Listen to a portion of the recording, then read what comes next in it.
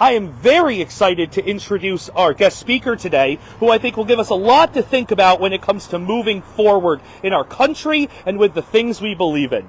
I'm excited to introduce Luke Bronin. He was the 67th mayor of Hartford from 2016 to 2024. He also previously served as general counsel for Governor Dan Malloy. Before that, he served 2 senior posts at the United States Department of Treasury during during President Barack Obama's first term, and as senior advisor to the Deputy Secretary of Treasury, and then as Deputy Assistant Secretary of the Treasury for terrorist financing and financial crimes. He attended Yale University, Oxford as a Rhodes Scholar, and then Yale Law School.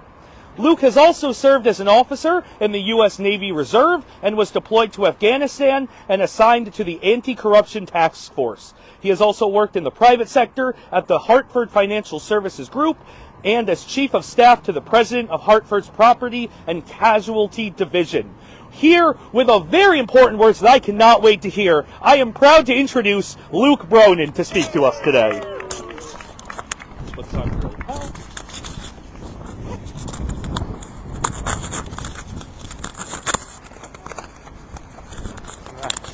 It is week 255. Rick has directed me in the chat. All right, good afternoon, everybody. Thank you so much, Jeremy, for the introduction and for the invitation. Feel free to come up closer if you can't hear. I don't want to yell too loud because the microphone's right here. But first of all, I just want to say how much admiration I have for this group that has gathered here week after week and now year after year to do this work. And I think that this is a particularly important Sunday to be gathered. This is a Sunday when many among us celebrate Passover, and it's also Palm Sunday. In both traditions, remembering moments of tremendous both physical and moral courage under the threat of oppression and violence and injustice. And I'll leave the sermons to the pastors and rabbis, but I do join you today mindful of the significance of this day and this weekend. Over the last few years, we've seen a systematic attack on justice in many forms. We've seen the deliberate effort to put some above the reach of law, above the rule of law. We've seen our current president set himself up with privileges and immunities that belong to a king, try to be what our founders struggled against. We've seen him pardon those who would have overturned a free and fair election. And at the same time, we've seen him work, and those who support him work, to push many, many people below the protection of the law, even if they put themselves above the rule of law. We've seen him work to have us believe that if you are an immigrant to this community, even if you have a valid visa, if you use your voice to say something that he and his supporters find offensive, that you're no longer protected by our Constitution. He'd have us believe that if you look like somebody who, or sound like somebody, or have tattoos like somebody who might have been a criminal, that you deserve to be deported to a prison that looks like a concentration camp and can be put beyond the reach of law and justice. They'd have us believe that if you are a U.S. citizen, an attorney who represents somebody who exercised their constitutional right to speech, that you now can be detained for hours and subject to an unlawful seizure.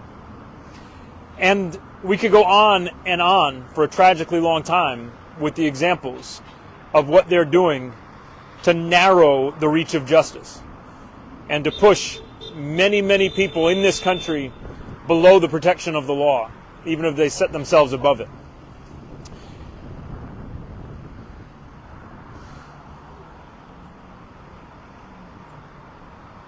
What's also troubling is that it's not just some political theory that they're advancing. It's not just an alternative view of the constitutional protections of the United States. They are creating the sense among so many of our fellow Americans, not just that others of us are beyond the protection of the law, but that people are undeserving of that protection, that the moral sphere is narrowed, that the moral circle is tightened, and that's an awfully dangerous thing. Jeremy said that I mentioned that I served in Afghanistan on the anti-corruption task force, and I'll tell you, the anti-corruption task force and the anti-corruption work we tried to do was not successful. And the reason it was not successful is that the sense of common purpose, the sense of unity, the sense of justice had corroded a long time before that work began. And it's a reminder of just how fragile things can be when people lose faith in the idea that their country protects everybody, that justice is blind, that the rule of law prevails. That's a faith that's awfully hard to restore. And when you start to believe that only those people who are like you are worthy not just of the protection of law, but of moral consideration, then what you see is people in office use those offices just to enrich themselves or people like them. You see them put people in positions of power who are unelected and unaccountable and are untroubled by it when they use those positions to harm others and help themselves. And I fear that we've just begun to go down that road, and current administration and others supporting it will push us farther down that road if we don't stop. Yeah.